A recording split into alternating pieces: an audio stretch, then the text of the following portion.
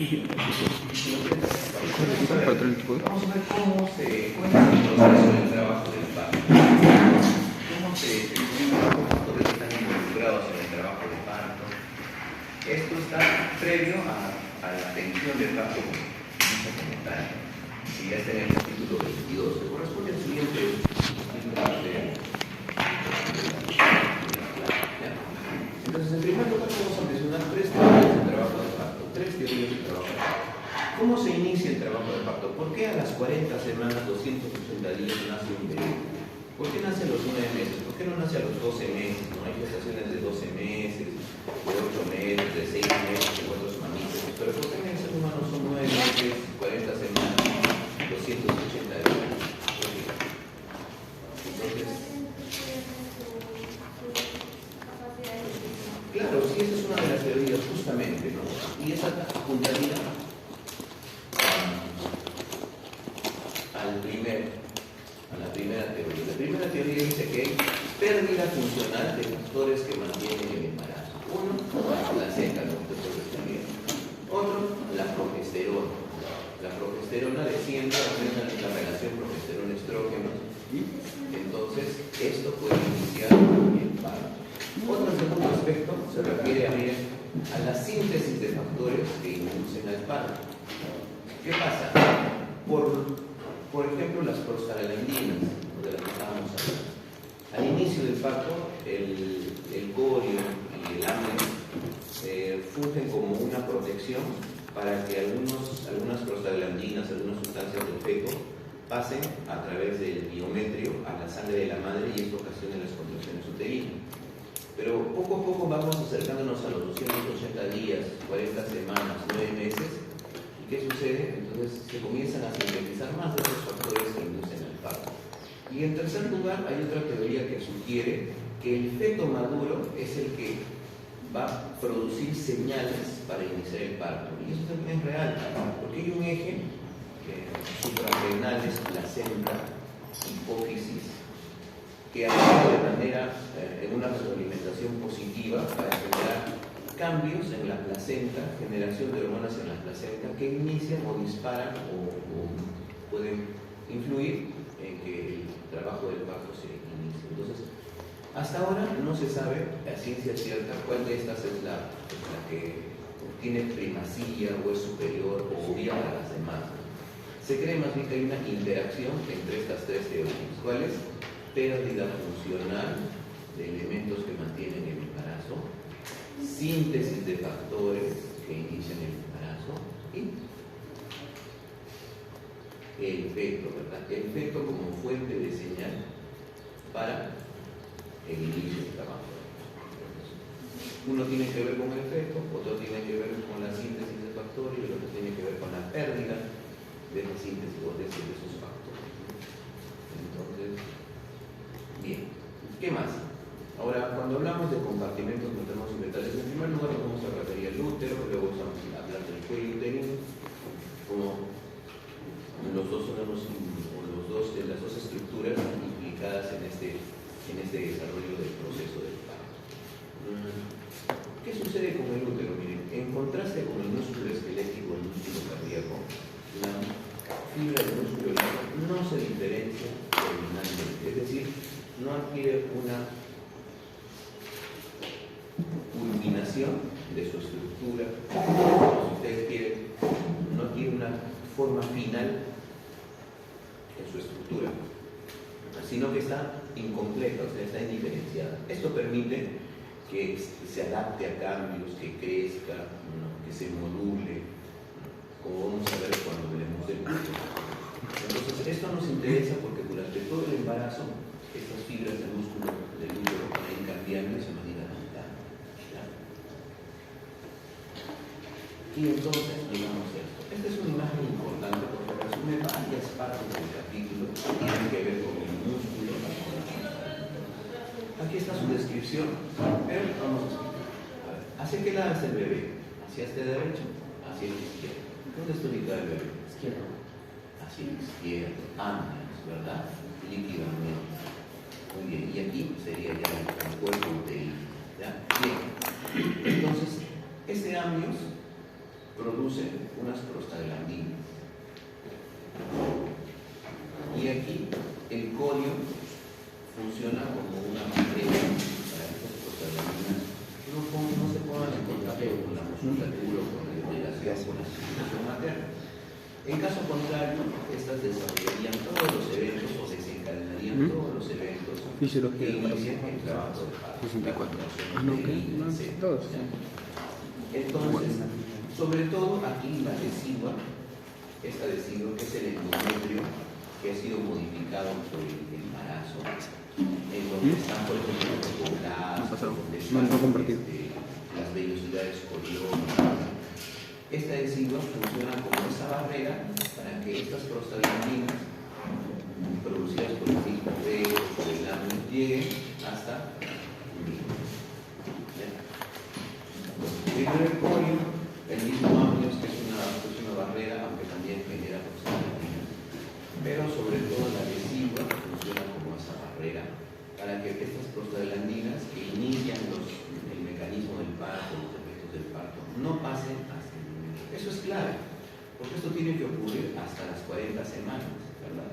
Hasta los 280 días, 9 meses, porque si no, ¿qué sucedería? Parto prematuro, inicio del trabajo, parto prematuro, ¿ya? Y eso obviamente no nos conviene, ¿verdad? Mientras tanto, algunas prostaglandinas están iniciando las modificaciones en los músculos uterinos, están ocasionando cambios en el cuello uterino. Pero la mayoría de ellas está contenida por el corio, pero principalmente por la decidua. Esta decidua es la parte del endometrio que está adaptada para ser el lugar donde se asienta el trofoblasta, el lugar donde están las vellosidades coriónicas, que son la estructura de la placenta que permite transmitir al feto nutrientes, sangre, oxígeno, etc. Entonces, en un momento del embarazo, llegando a las 40 semanas, ¿qué pasa? Ocurre la activación desigual. ¿Qué cosa es activación desigual? Activación desigual es que este trabajo de barrera que tenía la decidua se termina.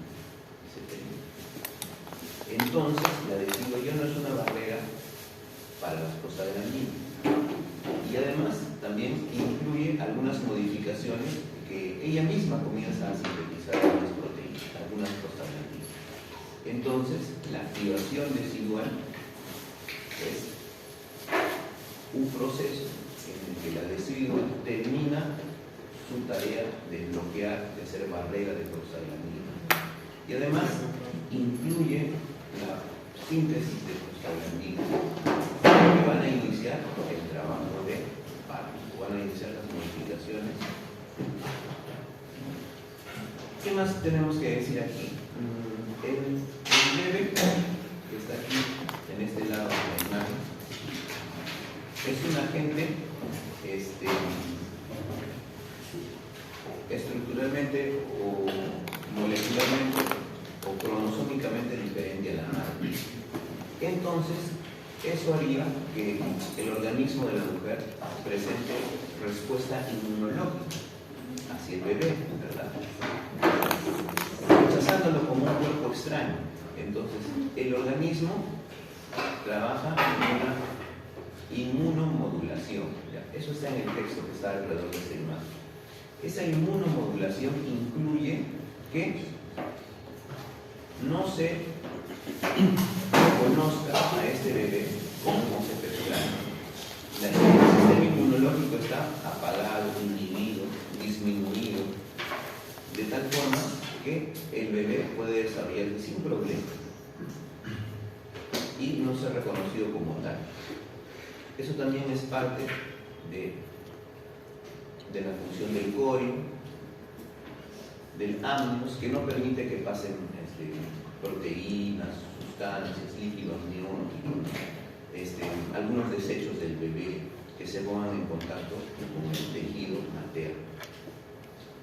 Y de esa forma, este tejido uterino, ¿no?, y las membranas placentarias funcionan como una barrera inmunológica para el control o la modulación inmunológica que se necesitan para permitir el desarrollo del bebé sin que sea reconocido como un cuerpo extraño. De esos dos aspectos habla esta imagen. Uno, la modulación inmunitaria para permitir el desarrollo del bebé, y en segundo lugar, su tarea como una barrera para que las prostaglandinas generadas por el láminas se pongan en contacto con los tejidos maternos y desencadenen el trabajo. Entonces ahí nos vamos a ahorrar muchas diapositivas. ¿Qué cosa es activación desigual? Activación desigual es el fin de la desigua como una barrera a las prostaglandinas, ¿verdad? ¿Qué es activación desigual? Aquí también. Sí. ¿Me quedas en mi mochila? Durante el embarazo, el transporte de prostaglandinas que están alimentados por las especies enzimas inactivantes, prostaglandina deshidrogenasa, sobre todo la prostaglandina deshidrogenasa, como vamos a ver en un momento. Durante el parto, los niveles de prostaglandina deshidrogenasa disminuyen y las prostaglandinas derivadas de ambos pueden influir desde la cultura de las membranas y la contractilidad. El papel de la activación desigual en el parto no está claro, pero consigue involucrar el metabolismo de la progesterona local y concentrarse en concentraciones más altas de receptores de prostaglandinas, mejorando así las acciones de las prostaglandinas uterinas y la producción de citocina. Activación desigual. La desigua deja de funcionar como barrera para las prostaglandinas y sintetiza o genera más prostaglandinas que van a iniciar el trabajo de parto. ¿Ya? Avanzamos. Ya. Además de esta plasticidad fenotípica, es decir, además de la modulación del cambio, de la transformación que sufre el tejido músculo liso del útero, varias cualidades del músculo liso confieren ventajas para la eficacia de la contracción uterina y la impulsión fetal. ¿Cuáles son esas características del músculo liso a diferencia del músculo esquelético? 1. El grado de cortamiento de las células musculares lisas con contracciones logra ser de un orden de magnitud mayor que el logrado por las células musculares. Es decir, su acortamiento es mucho mayor.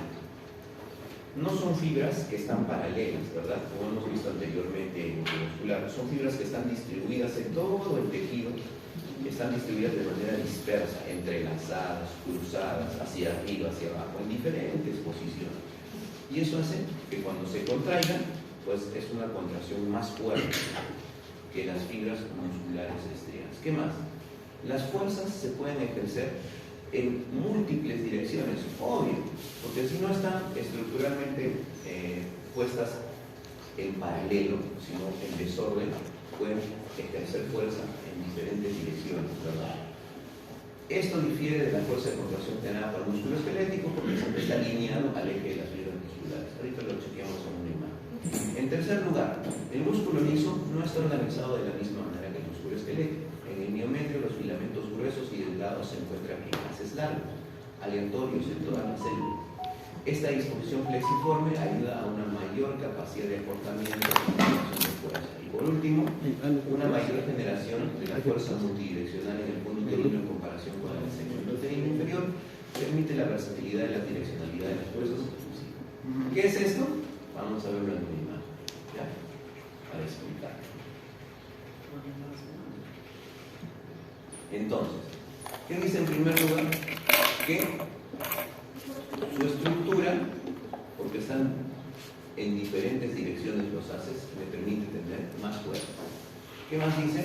Esta organización le permite ejercer fuerza en diferentes modalidades. Porque miren, esto finalmente se va a contraer en múltiples direcciones, porque al final necesitas que la contracción sea hacia abajo, ¿verdad? Porque es como un globo, como una pelota, y necesita que en múltiples direcciones ejerza esa fuerza para lograr la expulsión del feto. ¿Qué más dice? Esa multidireccionalidad le permite pues generar fuerza en diferentes direcciones y en todo el espacio de todo lo que conforma el músculo uterino. Pero al último había una oración que dice así, un párrafo que dice así. Aquí al fondo existe más fuerza que en este segmento inferior o que en el istmo. Este istmo se convierte en segmento inferior. Para mayor expresión. ¿Qué sucede? Aquí está la mayor fuerza del útero. Aquí, en el fondo. Pero aquí la contracción es débil. ¿Y por qué es importante eso? Porque si habría contracción en estas paredes del istmo, claro, no va a salir el bebé, porque miren, esto se va a cerrar por la contracción. Entonces, a esto el libro le llama un diseño. Un diseño, en realidad caen en esa denominación, porque ustedes saben que según la evolución esto fue todo al azar. Pero el libro mismo dice, esto es un diseño, porque de esa forma permite que la fuerza expulsiva esté en el fondo del útero, mientras esto está con contracción, pero una contracción débil. Entonces, si aquí hay más fuerza y aquí está menos contracción, ¿qué sucede? El resultado final es que el bebé obviamente va a salir, ¿verdad? El bebé obviamente va a salir. Entonces, contracción en el fondo, contracción en las paredes uterinas, ¿verdad? Y aquí hay relajación, es una contracción no tan fuerte, finalmente el producto puede salir. Esas son las características, entonces, del músculo liso uterino, que lo diferencia del músculo liso esquelético, de tal forma que permite el objetivo final, que es conseguir la expulsión del feto. ¿Cuáles eran las características? En primer lugar, mayor fuerza. En segundo lugar, múltiples direcciones. Esta diapositiva no les he pasado el WhatsApp, ¿no? A ver, lo voy a pasar para que no estén tomando apuntes y lo anoten ahí encima, como ustedes ven. Háganme recordar, porque yo siempre me olvido, porque voy a subirlo mejor todo completo al Canva para que ustedes lo descarguen, ¿no? Y lo tengan en la mano, porque por favor, me gusta que esté tomando notas cuando todo está escrito en el libro o en las diapositivas, entonces nos hace perder tiempo y no podemos prestar atención. David, por favor, compártelo en el grupo, para que tiene una opción de tener apuntes ahí a la mano. Y si no, seguimos avanzando. Entonces, ¿qué cosa era? Fuerza mayor magnitud. Segundo, múltiples direcciones. ¿Qué más? Mayor capacidad de acortamiento. Y esto se repite generación. Y por último, dice generación de fuerza multidireccional en el fondo uterino. El fondo uterino hay más fuerza en comparación con las del segmento uterino inferior. Ya vimos, ahorita describimos exactamente dónde está el segmento uterino inferior. Segmento uterino inferior. Acá se nota mejor. Segmento uterino inferior. Segmento uterino inferior. Este es el segmento uterino. Y se forma de la unión del istmo, del agujero interior o el orificio interior del cuello con esa parte del anillo anatómico. Segmento interior.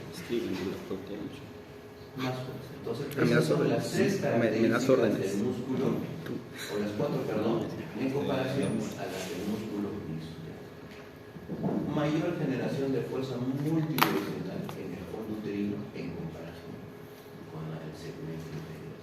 Entonces, cuando yo les pregunto, ¿qué características tiene el músculo liso uterino en comparación con el músculo liso esquelético? Mayor fuerza, mayor acortamiento, ¿qué más? Múltiples direcciones y hay una mayor generación de fuerza en el fondo uterino en comparación con el segmento uterino. Fácil, ¿verdad? Con el dibujo podemos entenderlo. Compartimentos maternos y fetales.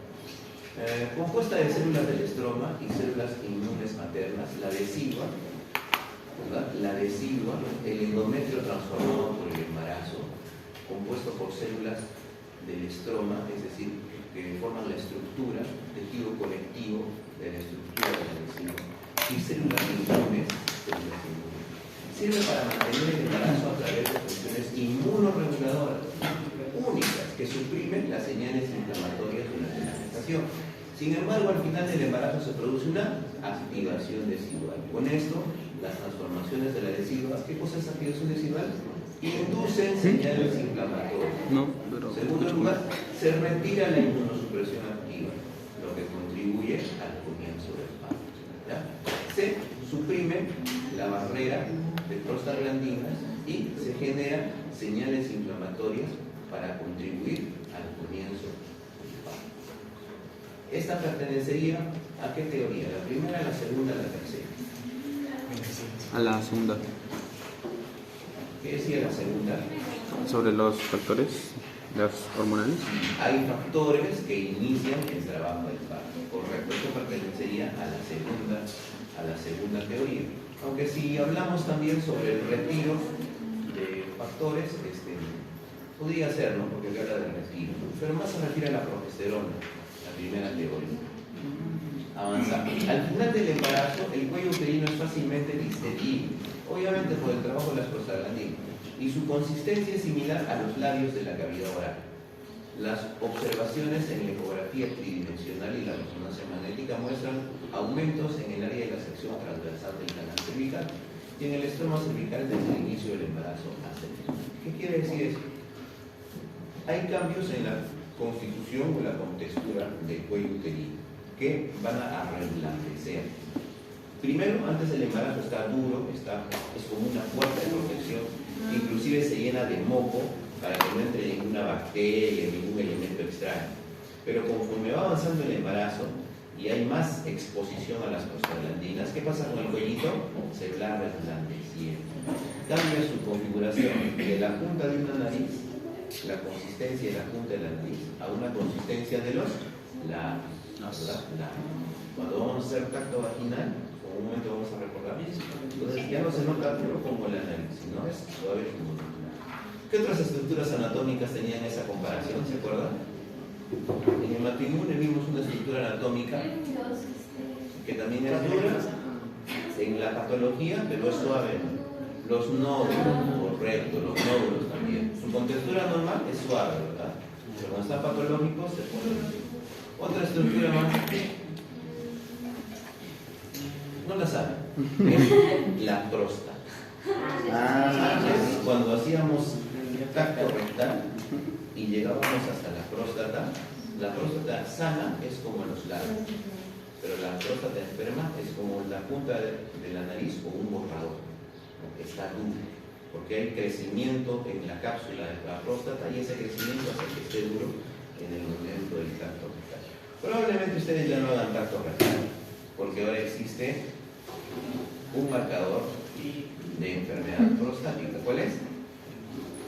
El antígeno prostático específico, ¿verdad? Entonces, ustedes les van a decir a sus familiares, ya no vas a tener que pasar por ese terrible trauma del tacto.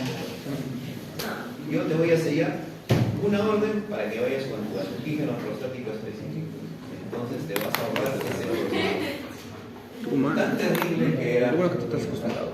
Porque ahora un índice de PSA puede darte una suficiente información para saber cómo está la próstata. Doctor, las inyecciones de proteínas de que es elegido de los sea sí, ¿verdad? Algunas no pasan, porque si comenzarían a pasar, comenzarían a generar situaciones de contracción en el útero. En el caso de los abortos, justamente se usan prostaglandinas, Citotex, o ¿cuál es la prostaglandina? No, no sé, misoprostol. Misoprostol, ¿verdad? El misoprostol. ¿Por qué? Porque el misoprostol va a reblandecer el cuello uterino. Y como reblandece, ya no cumple su tarea de ser un tope, un cierre, una protección, una puerta. Entonces el producto que está en el útero sale. Y en segundo lugar, las prostaglandinas comienzan a generar contracción uterina. Obviamente, los abortos espontáneos hay pérdida de esa barrera. El texto dice, cuando ustedes lean, el texto dice porque la pérdida de esta protección de la decidua o la activación prematura de la decidua induce abortos. obviamente, porque está permitiendo el ingreso de prostaglandinas o sustancias producidas por el aminoso por el bebé. Listo, avanzamos. Placenta. La placenta también genera hormonas, factores de crecimiento y factores mediadores que mantienen el embarazo. El amnios proporciona casi toda la resistencia a la atracción de las membranas fetales que resisten el desgarro y la ruptura de las membranas. El corium es una caja de tejido principalmente protectora y proporciona adaptación o aceptación inmunológica. También está enriquecido con enzimas que inactivan la uterotonina, prostaglandina deshidrogenasa, oxitocinasa y encefalinasa. Estas se encargan de poner en límite o poner una inactivación de las prostaglandinas de tal manera que el embarazo continúe hasta las 40 semanas o 180 días, generadas por la placenta. Cuando no hay esto, obviamente, se inicia, pues, se desencadena el trabajo del parto, ¿verdad? Esto estaría correspondiendo más a la primera teoría sobre el inicio del parto, porque la placenta deja de producir estos inactivadores de la uterotonina, y como ya no hay inactivadores de la uterotonina, comienzan, pues, las contracciones que van a desencadenar el trabajo del parto. Y entonces aquí está la cita que les mencionaba. La evidencia teleológica. ¿Qué quiere decir evidencia teleológica? Evidencia teleológica es un término que se utiliza en varias partes que se refiere a que hay una evidencia de un objetivo o un propósito en un proceso fisiológico. ¿Cuál es esta evidencia? Sin embargo, de una mayor proporción de progesterona y estrógenos en el mantenimiento del embarazo y de una disminución en esta proporción para el parto de salud madura. ¿Qué quiere decir? Que cuando hay una proporción mayor de progesterona y menor de estrógenos, entonces el embarazo se mantiene. Pero cuando tú disminuyes la proporción de progesterona y aumenta la proporción de estrógenos, entonces se va a desencadenar todos los eventos relacionados al proceso del parto. Mientras se mantiene la progesterona alta, se mantiene el embarazo. Pero si disminuye el parto, si disminuye esta progesterona, entonces el parto se desarrolla. Entonces, hay evidencias que muestran que esta superioridad de la progesterona puede mantener el embarazo. ¿Y de qué manera se puede eso experimentar? Esta mifepristona, que es un antagonista de los receptores de la progesterona, es decir, bloquea estos receptores o antagoniza con los receptores de progesterona. ¿Qué va a provocar? Promoverá algunas o todas las características claves del parto. Estos incluyen la maduración cervical, una mayor sensibilidad cervical y una mayor sensibilidad de la uterotonina a la uterotonina, ¿verdad? Entonces, esta mifepristona junto con el misoprostol se utiliza en el caso de que se quiera tratar un parto o se trate, por ejemplo, un embarazo que no se ha desarrollado y se inicia un aborto. Porque la mifepristona va a destruir los receptores de progesterona o va a inhibir estos receptores de progesterona que a la larga impiden el desarrollo del bebé, y luego con el misoprostol ya se desarrolla las complicaciones uterinas o el inicio de las contracciones para la evacuación total del útero. Es de venta restringida, igual que el misoprostol, porque obviamente, pues, puede causar severos daños en los usuarios que no tienen atención médica. Doctor, pero para las úlceras no es bueno leer. Sí, por supuesto, pero en una dosis mínima, porque en el misoprostol para el aborto se requieren 8 tabletas cada 2 horas, cada 4 horas, una dosis elevadísima. Entonces, esto es una referencia a este antagonista de receptores de progesterona que nos confirma el hecho de que mientras se mantiene la progesterona elevada, cumple el propósito de mantener el embarazo. Este cuadro nos indica esa interacción entre prostaglandinas y los inactivadores o inhibidores de las prostaglandinas. Sobre todo la prostaglandina deshidrogenasa. Esta prostaglandina deshidrogenasa es la que mantiene a raya o mantiene inactivas a las prostaglandinas que podían iniciar el trabajo de parto. Mientras tanto, hay otras enzimas que van produciendo las prostaglandinas a partir del ácido araquidónico. Y todas estas, cuando se va acercando el tiempo del parto, 40 semanas, 280 días, 9 meses, ¿qué sucede? Se van terminando, ¿verdad? Y se va sintetizando cada vez menos proporción de prostaglandina deshidrogenasa. Las prostaglandinas entran a trabajar. Hay activación tecidual, las prostaglandinas entran a trabajar. Y hay algunas que son claves aquí. Prostaglandina, a ver, creo que las tengo más abajo anotadas. Ahorita las vamos a revisar. No, están mencionadas en el texto. Y cuando ustedes lean el texto, revisan las prostaglandinas implicadas.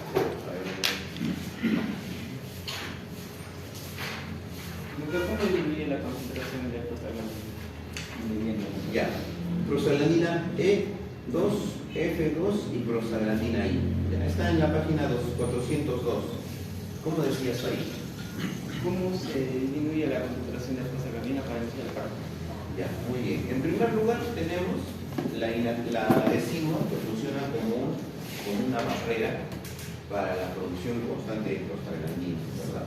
Como mencionamos aquí. Mira, la decidua provee una barrera para que las prostaglandinas, la E, la F y la I, inicien el trabajo del parto al estar en contacto con el músculo materno y eso inicia pues las contracciones. ¿Qué más? Hay producción de esta prostaglandina deshidrogenasa. ¿Qué hace esta prostaglandina deshidrogenasa? Aquí está. Durante el embarazo, el transporte de prostaglandinas del amnios a los tejidos maternos está limitada por la expresión de enzimas inoxidantes. Entonces, estas prostaglandinas deshidrogenasa dice que inhibe o limita el transporte de prostaglandinas del amnios a los tejidos maternos. En esta imagen que hemos analizado hace un momento, durante el embarazo el transporte está limitado por la expresión de enzimas inactivas. ¿Cómo las inactiva? Impide su transporte. Probablemente al impedir el transporte debe ser que haya un espacio de barrera o se acumulan y se unen para que no tengan una difusión adecuada. En realidad el mecanismo molecular no se describe, pero se indica que limita el transporte o inhibe el transporte. Entonces, barrera y transporte. A ver, ¿dónde está?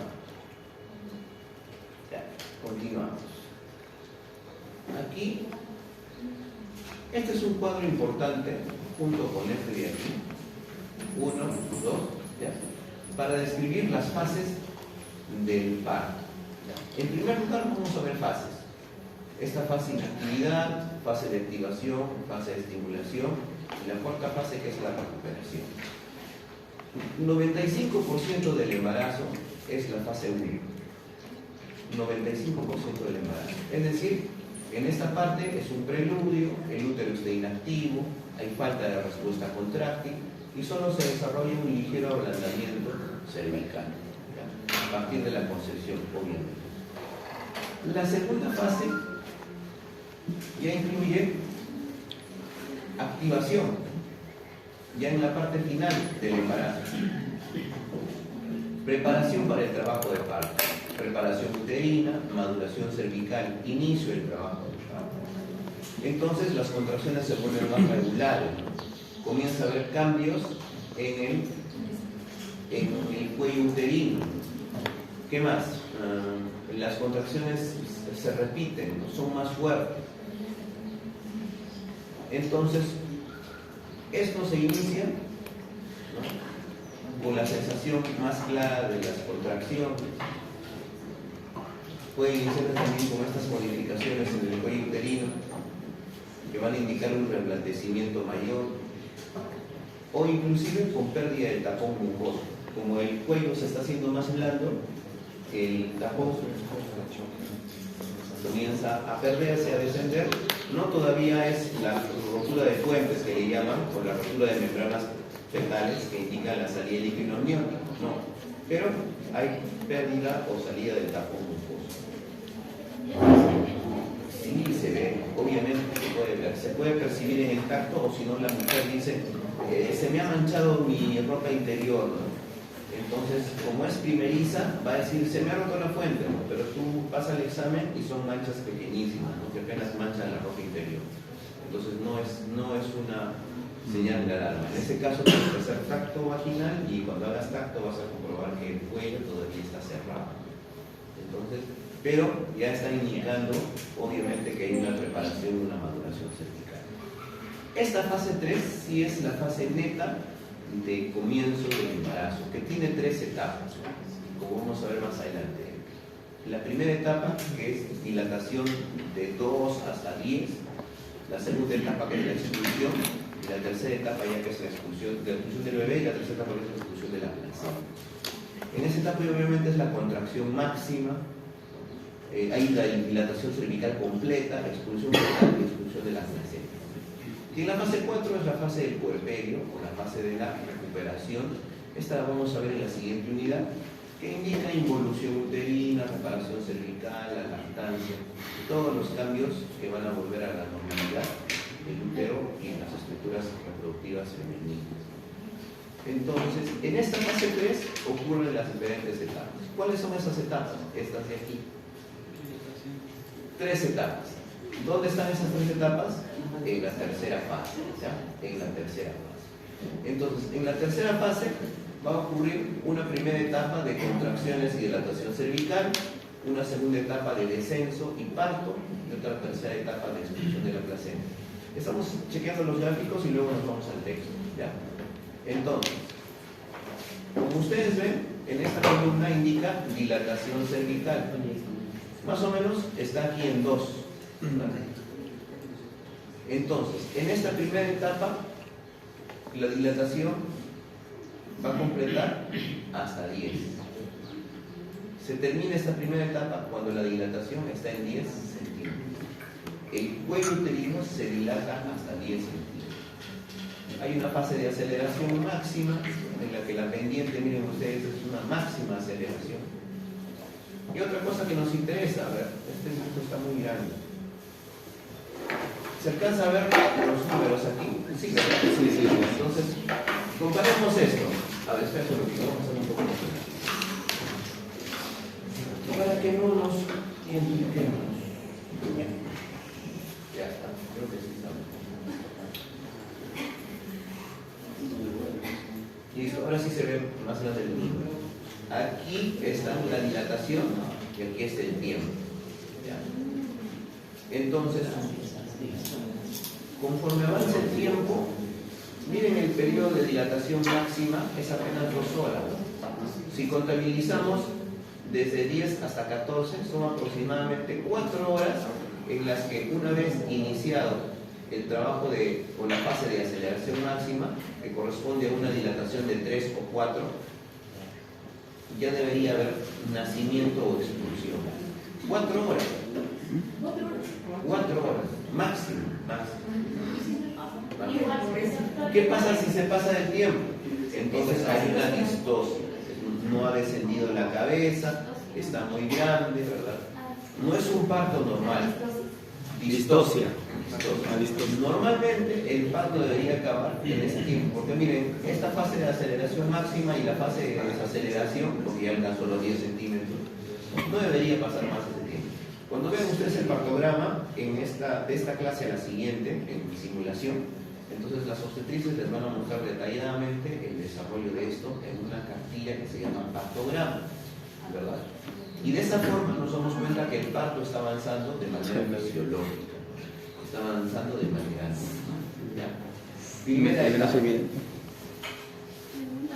¿Cuándo concluye la primera etapa? Con dilatación de... Dime. ¿Es considerada igual a la primeriza? Por supuesto, en las primerizas también, solo que los tiempos son un poco distintos. Este esquema se refiere a una primeriza, ¿no? Algunas pueden demorar un poco más, un poco menos, depende con cuánta dilatación ingresan a la sala de espera o a la sala de emergencia. Algunas primerizas, como nunca han sentido antes contracciones, cuando están en dilatación de 1, dilatación de 2, piensan que ya va a venir el parto, pero hasta que dilata 10, falta bastante. Entonces, imagínense, de 8 a 14 hay 6 horas, ¿no? Aproximadamente. Esto puede variar de acuerdo a cada paciente, pero en términos generales se refiere de 8 a 14, son 6 horas y esta pasa en 4 horas. Si dilata 1 centímetro por hora y viene con 4, de 4 a 10, ¿cuánto es? 6 horas. Coincide con esto, ¿verdad? Más o menos. De 8 a 10, de 8 a 14 o de 10 a 14. Correspondería más o menos. La multigesta dilata 1.5 centímetros por hora.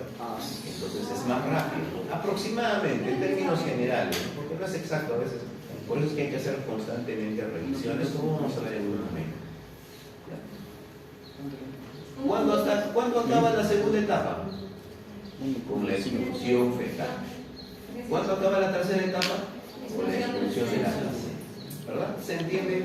Aquí están los gráficos claramente para poder interpretar o poder conocer el desarrollo normal del proceso. Esto corresponde a la tercera fase. A esta. No, y... Obviamente, cuando hablemos sobre la tensión del parto, sí, es que bien. se utiliza una tensión del parto dirigida, donde se pone oxitocina. Y esos detalles ya lo vamos a ver más adelante. Ahorita estamos viendo un panorama general de la fisiología de cómo se produce el parto. ¿Ya? Listo, regresamos. La fase 1, por lo usual, comprende el 95% del embarazo y se caracteriza por la tranquilidad del músculo liso, con el mantenimiento de la integridad de la estructura cervical. Es decir, no hay modificaciones en el cuerpo. Durante la primera fase, las células miometriales experimentan una modificación fenotípica a un estado no contráctil y el músculo uterino se vuelve insensible a los estímulos naturales. Al mismo tiempo, el útero debe iniciar cambios extensos en su tamaño y vascularidad para acomodarse al crecimiento fetal y prepararse para las contracciones uterinas. Durante la primera fase que hay, crecimiento del útero, crecimiento tanto del músculo como de la vascularización y además, ¿qué más ocurre? El útero es insensible a los estímulos o a las modificaciones porque es un estado no contráctil. Las células del miometrio, las células del músculo liso experimentan una modificación que las mantiene en estado no contráctil. Estamos en la primera fase. ¿Qué sucede después? En la segunda fase, retirada de la progesterona. Para prepararse para el trabajo de parto, la inactividad miometrial de la fase 1 debe suspenderse, lo que se conoce como despertar o activación uterina. Esa fase, ¿verdad? Se suspendía la inactividad.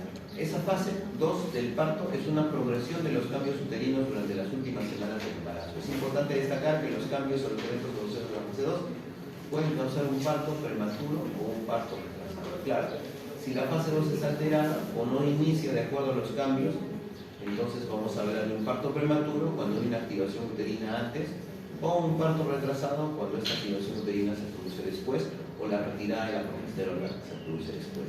Porque en realidad hay partos que pueden acabar a las 41 semanas, ¿no? Muy excepcionalmente a las 42 semanas, sobre todo cuando no hay un control adecuado de la fecha probable del parto.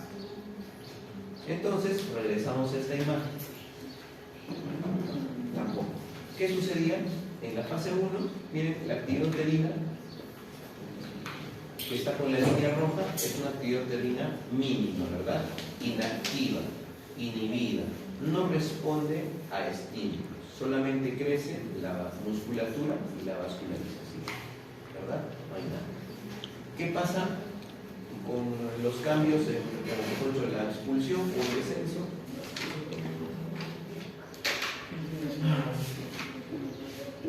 Rigidez del tejido cervical.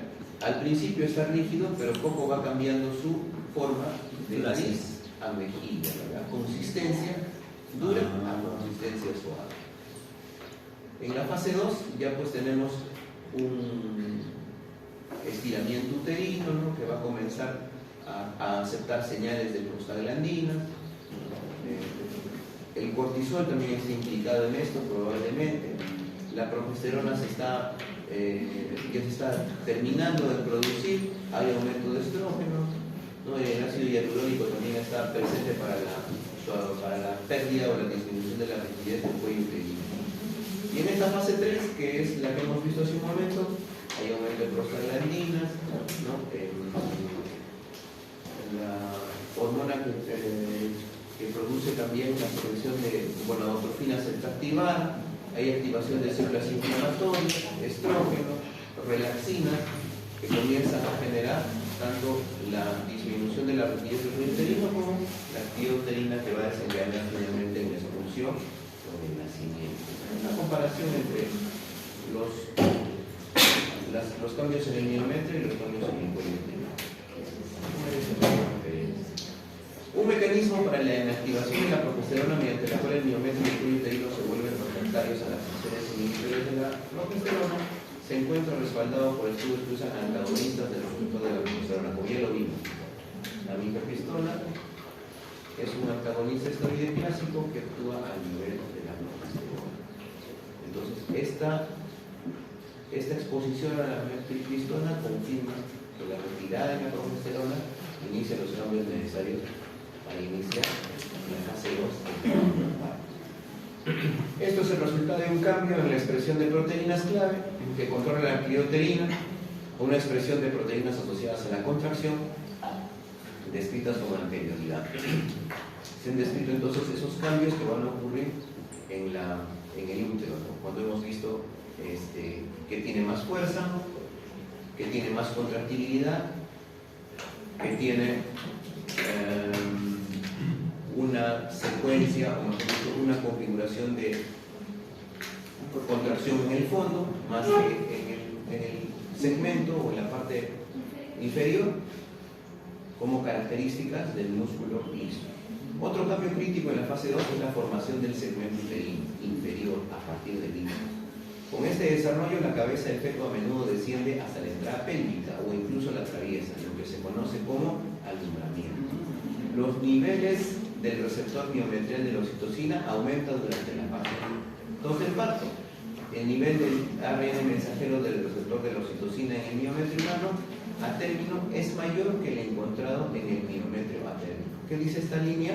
Que aumentan los receptores de la oxitocina en el útero. Y como hay aumento de los receptores de oxitocina, entonces va a aumentar los periodos de contracción o los eventos de contracciones en el útero. Y estos son los cambios que ocurren en el tejido cervical. Al inicio están así de juntos o reunidos. Esto es un cuello al inicio del embarazo o en una no gestante. Pero en el embarazo, estas fibras de tejido se van separando, se va llenando de agua, se van haciendo menos consistentes, menos concretas, menos rígidas, y entonces obviamente indican un cambio previo al embarazo. Contribuciones fetales al parto. Entonces aquí ya vamos a hablar sobre la tercera teoría del parto. En primer lugar dice, el estiramiento incrementa la expresión de colexinas y receptores de la oxitocina. Los niveles de péptido liberador de gastrina, un agonista estimulador para el músculo liso, también aumentan con el estiramiento del miometrio. Entonces, el estiramiento uterino condiciona sustancias, enzimas que van a iniciar el aumento de receptores o iniciar la contractilidad uterina. Cascada endocrina fetal. La capacidad del feto para proporcionar señales endocrinas que inician el parto se ha demostrado en varias especies. Sin embargo, la evidencia sugiere que no está regulada de la misma forma en los humanos. Dicho esto, el eje fetal hipotálamo, hipófisis, adrenal placentario humano se considera como un componente crítico del parto normal. ¿Qué sucede? Cuando nos acercamos al parto, entonces ocurre un mecanismo de retroalimentación positiva aquí. La hipófisis va a generar esta hormona liberadora de corticotropina para que a su vez module o genere la síntesis de cortisol. Esto a su vez va a afectar a la placenta, que va a generar toda la serie de sustancias o de enzimas que van a desencadenar el parto. Entonces, conforme el bebé se va desarrollando y va llegando a los 280 días, entonces comienza a funcionar este eje que genera la producción de cortisol, ¿no?, que va a iniciar también la aparición o la síntesis de estrógenos maternos. Y recuérdense, cuando aumentaban los estrógenos, disminuye la progesterona, entonces se inician los cambios que van a dar como fin el inicio del trabajo de parto o el inicio de las contracciones.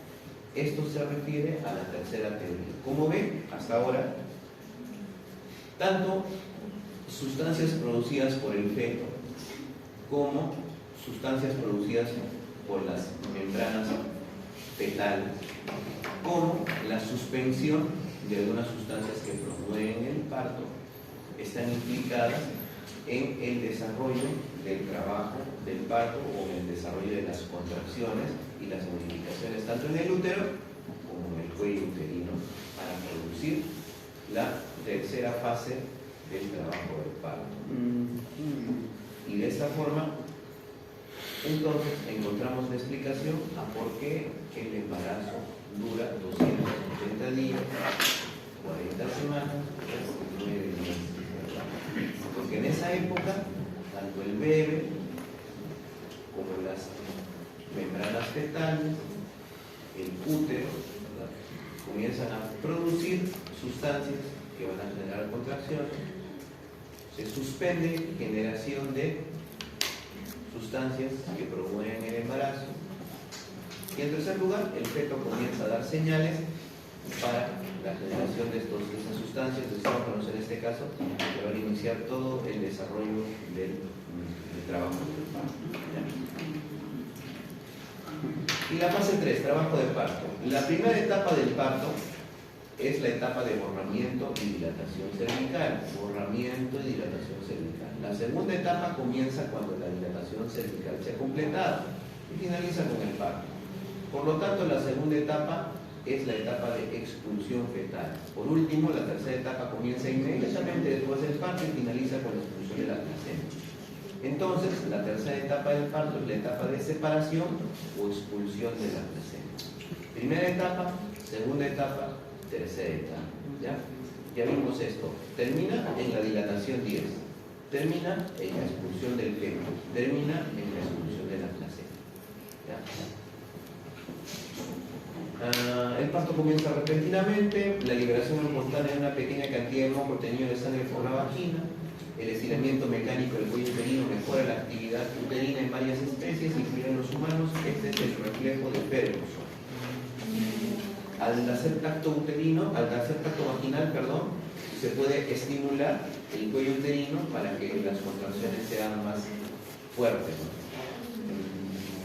El estiramiento mecánico, entonces, funciona como un mecanismo de retroalimentación positiva. ¿Se acuerdan que hablamos de ejemplos de retroalimentación positiva?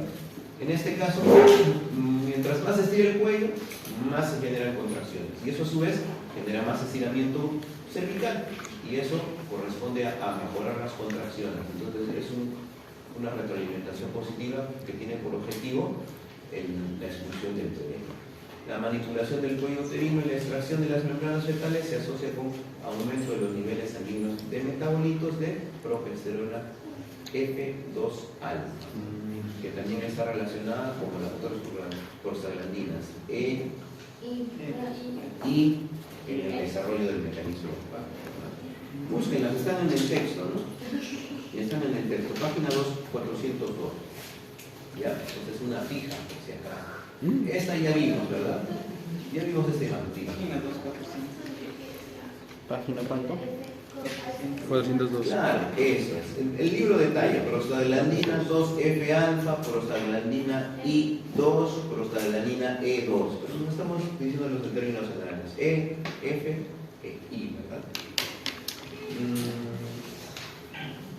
Esto ya hemos descrito, pero aquí hay un dato importante que comprender. A ver, cuando hablamos de la dilatación cervical, dice que se forma este segmento uterino, ¿verdad? En este segmento, que no tiene mucha respuesta a las contracciones, finalmente se va a encajar la cabeza del bebé.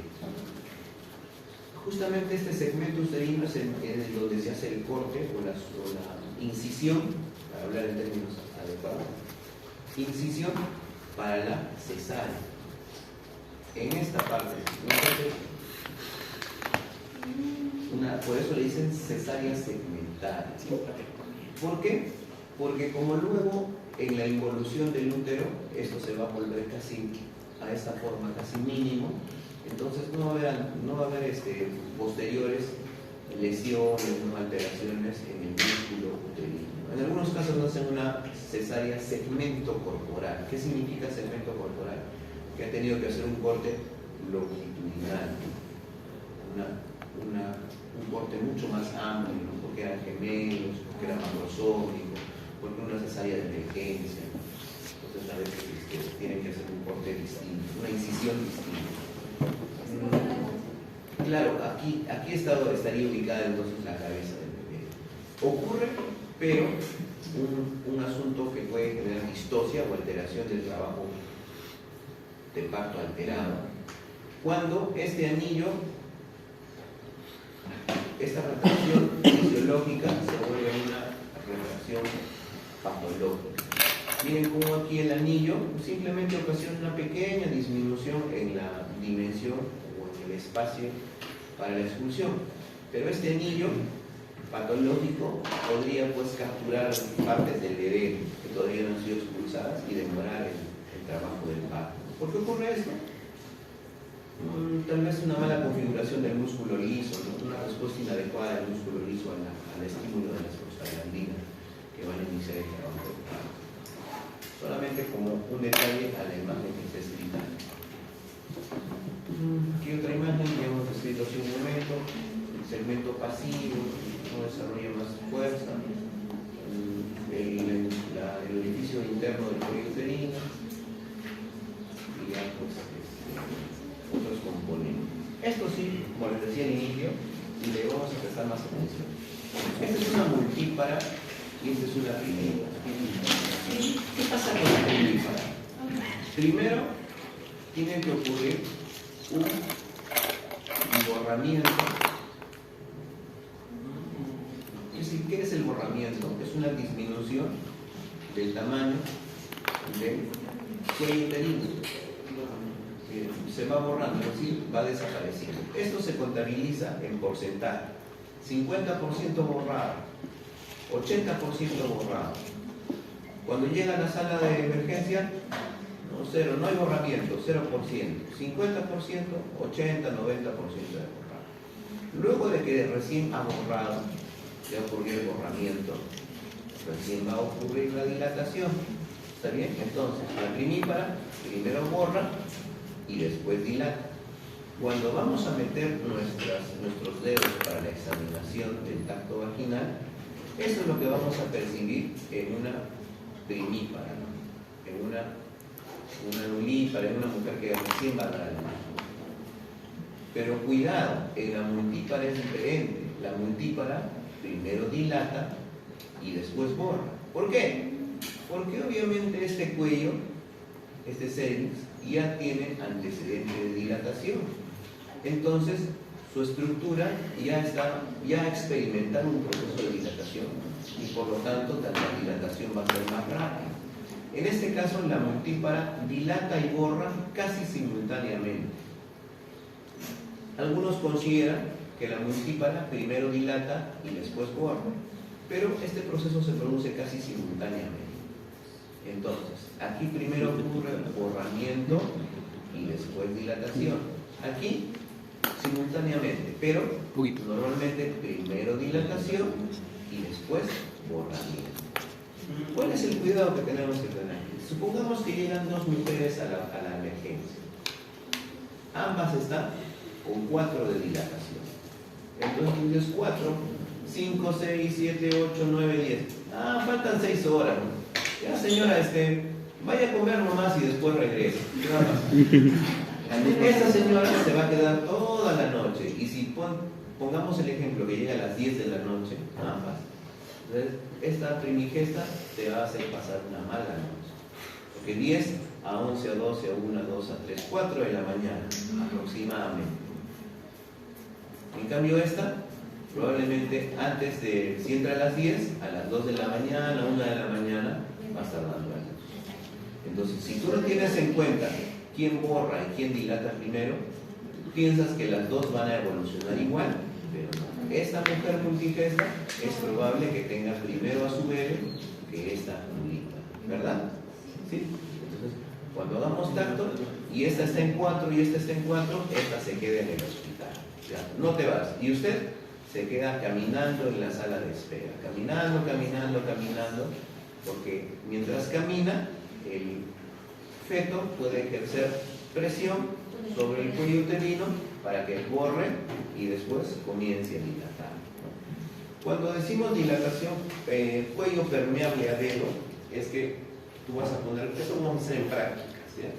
Cuando metes tu mano para hacer el tacto, permeable a dedo significa que entra un dedo en el cuello uterino.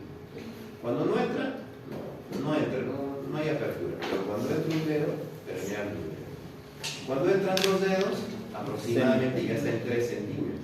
Por eso, en práctica, les voy a hacer traer su regla para que midan sus dedos y midan sus manos. Uno tiene que saber cuán grande es su mano o cuán gruesos son sus dedos, para que cuando hagas el tacto no vayas a decir 4. El tacto rectal. Y en realidad te equivocas. Va a venir el residente y te va a decir, ¿cuál 4? ¿Dónde está 4? No, esto no es 4. ¿Quién ha sido el interno que ha hecho la historia? Y como ellos son bien impacientes, bien renegones, te van a hacer pasar un mal rato. Entonces es mejor que tú sepas cuánto miden tus dedos, cuánto miden tus manos, cuando hagas el tacto vaginal, 3 centímetros, más o menos 3 centímetros. O tal vez hay una distancia mayor. Yo, por ejemplo, he medido mis manos. Ahí, para mí es 10 centímetros.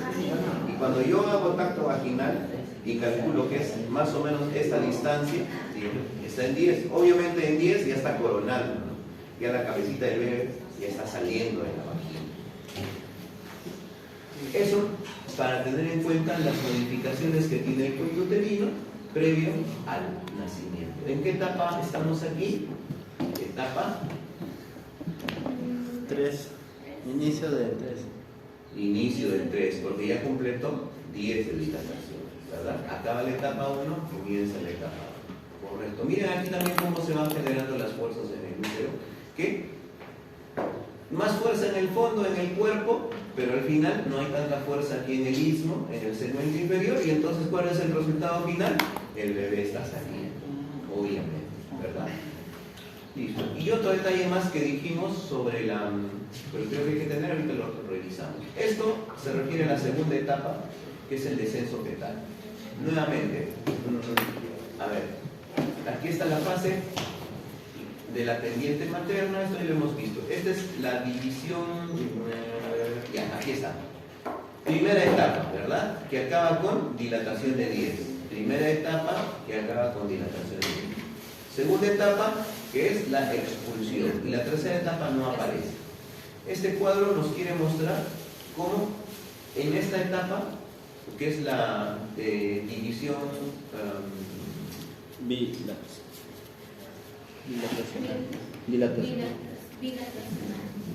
que es de la dilatación o dilatacional, se produce pues el descenso fetal, hasta que prácticamente ya está la dilatación máxima y podemos ver la cabecita del bebé en la cavidad vaginal. A eso hace referencia aquí. Hace una referencia a división preparatoria, división pélvica, pero son nombres que normalmente no se utilizan ya. Solo colocan como una mención a que esta parte ya está en la cabeza del bebé dentro de la pelvis materna lista para la expulsión. Nosotros más hablamos en planos de Koch, pero vamos a ver en práctica.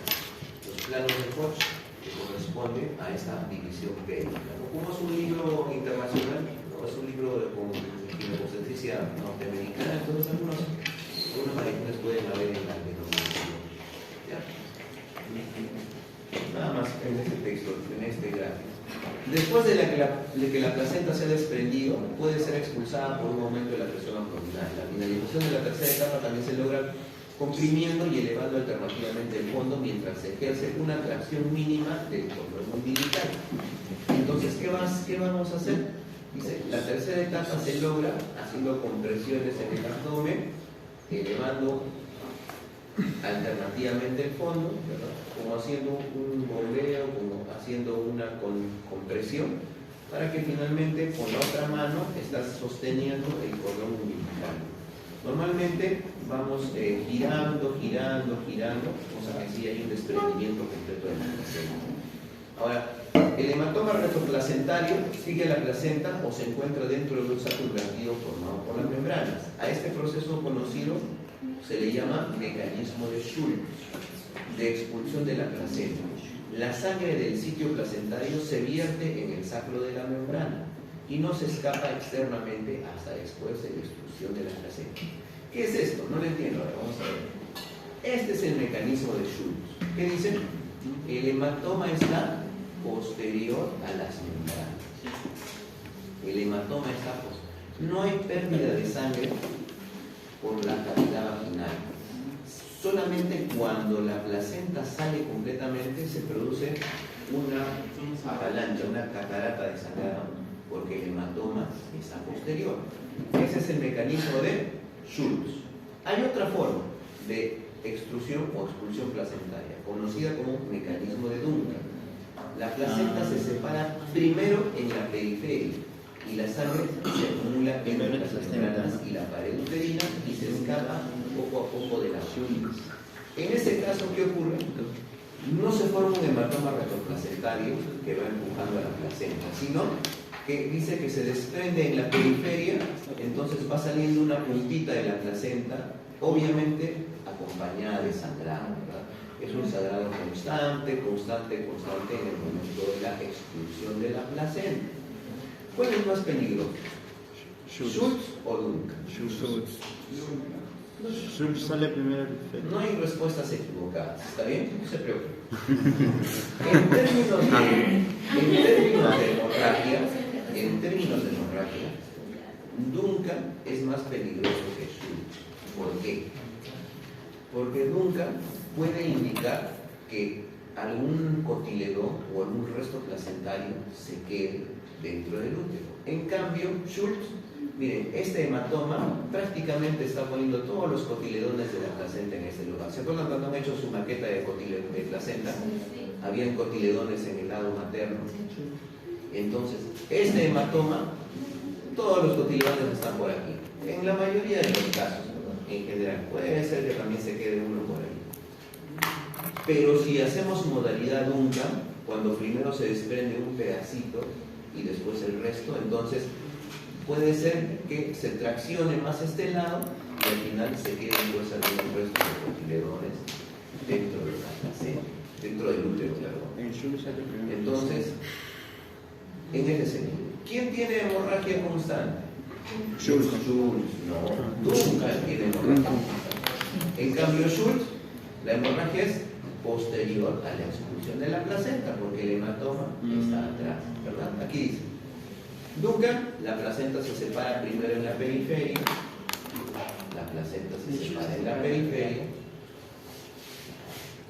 y la sangre se acumula entre las membranas y la pared uterina, y escapa por la vagina. En cambio aquí no hay expulsión, no se escapa externamente hasta después de la expulsión placentaria. Obviamente se forma el hematoma retroplacentario y recién al final ocurre una exposición. Entonces, eso también de alguna forma puede prevenir porque ya se está coagulando la sangre aquí. Entonces ya no va a haber pues un evento de hemorragia que pueda condicionar mucha pérdida de sangre para la madre, ¿verdad?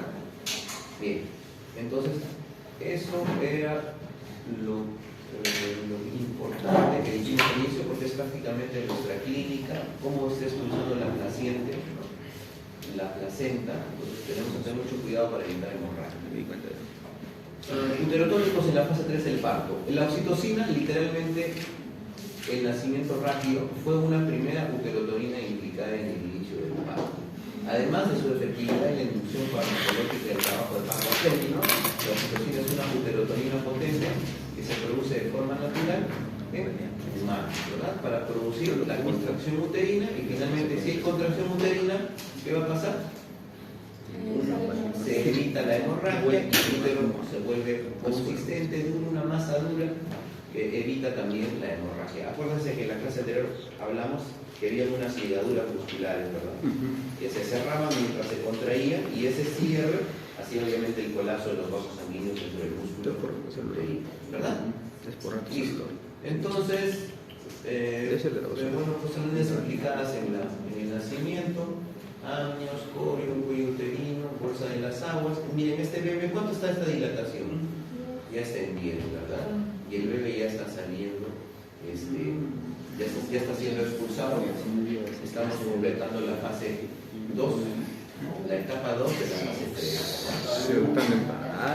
Finalmente el puerperio, inmediatamente y durante casi una hora después del parto, el nivel permanece persistentemente contraído. Esto comprime de manera directa los dos desvasos y hace la trombosis con luz para evitar más hemorragia. Casi una hora después. Por eso es que mínimo, en realidad deberían ser 2 horas. Después en la otra clase el texto va a decir que son 2 horas lo que debe estar una paciente en el hospital, por lo menos, ¿no? Pero casi, o mejor dicho, una vigilancia estricta, ¿no? En el hospital.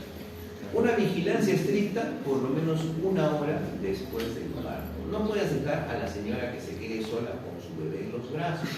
Tiene que estar con un familiar, con una enfermera, con un auxiliar de enfermería.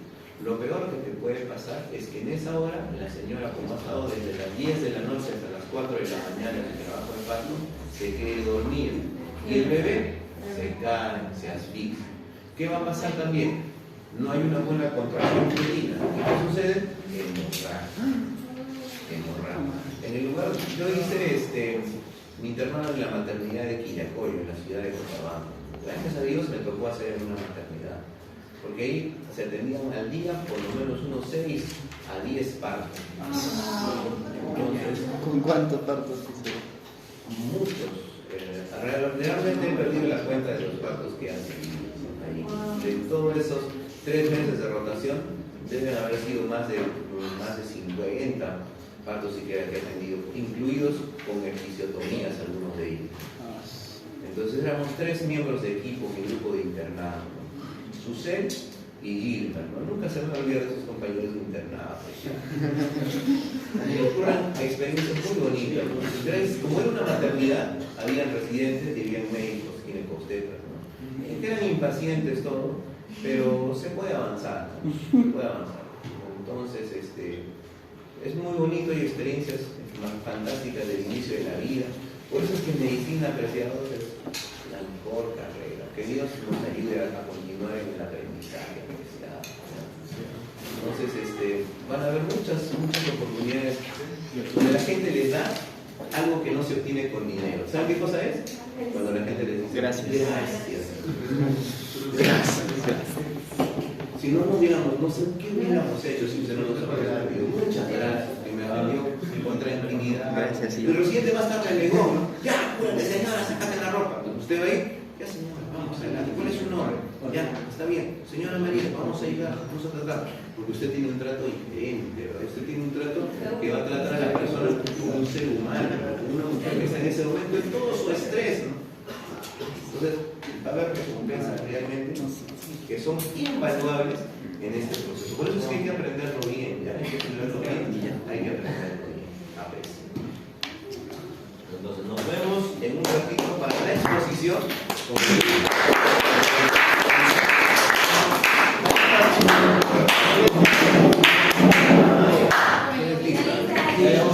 Lista.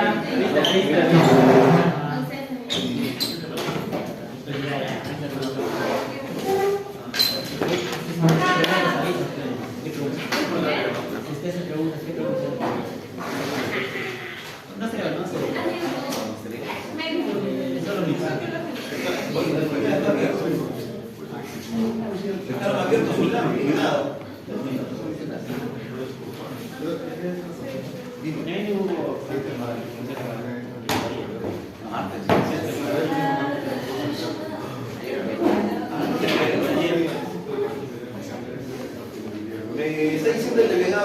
martes tienes examen de escritor. ¿Les complica si tomamos el mismo día el examen? Sí. Lo podemos postergar el jueves. El Jueves, sí, sí. Gracias.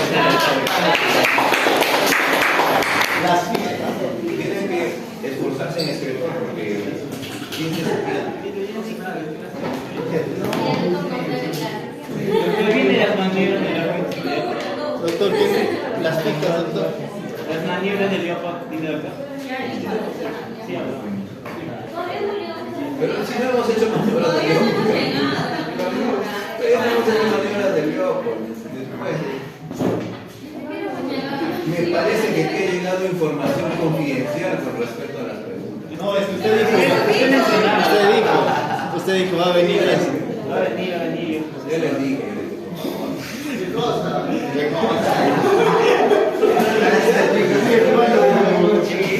En realidad, yo espero que ustedes estén haciendo eso, porque se supone que hay cosas que sí o sí te van a preguntar, hay cosas que tienes que saber. El problema es que cuando las estudias una noche antes, solo Es que no hay tiempo. si estudias solo para probar, bueno, dale una leída, ¿no? Y así completemos. Igual van a haber preguntas del texto, ¿no? Siempre hay claves, pero siempre hay preguntas del texto. Qué bonito tu polo, apreciada Ariana.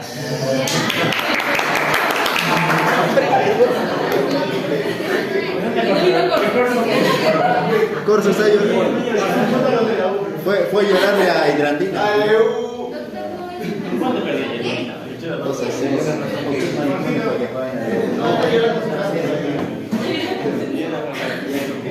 no soy ni de la Alianza ni de la UAS. Para poner en contexto a Tomás, en el Perú existen 2 equipos, hasta 3 equipos famosos. Sí sabe, pastor, está apoyando ayer a la U. Pero ¿cuándo son los 3? Los 3 equipos son Universitario, Alianza Lima y Sporting Regional. La U y en segunda Siempre hay preferencias, siempre hay preferencias que son bastante fuertes, ¿sabes? Eso ocasiona que alguien te puede declarar no amigo por mucho tiempo. Tú dices, es así la pasión. doctor, pero que paguen la luz. Eso es un mal perdedor. Sí, es serio. ¿Fernando está? No, otro aliancista. No vieron los alianzas, serían miedosos. Aide es por. ¿Líder está? Tampoco. ¿Jennifer? No. ¿Brenda? Tampoco. Brenda sí está. Brenda.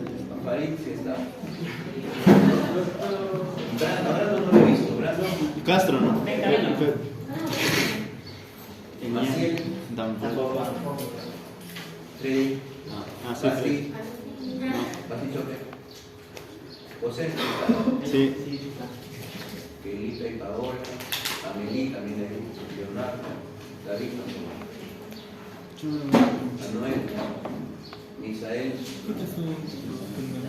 Yusel. Adriana. Yusuli está. Está con esto de su dedo. Está lleno de consultas que le van a realizar su dedo. Y Anela. Lo que pasa es que Yanela está mejor. Yanela. y aparte quieren hacer una operación con él, algo así, pero seguramente porque él siempre se le da parte.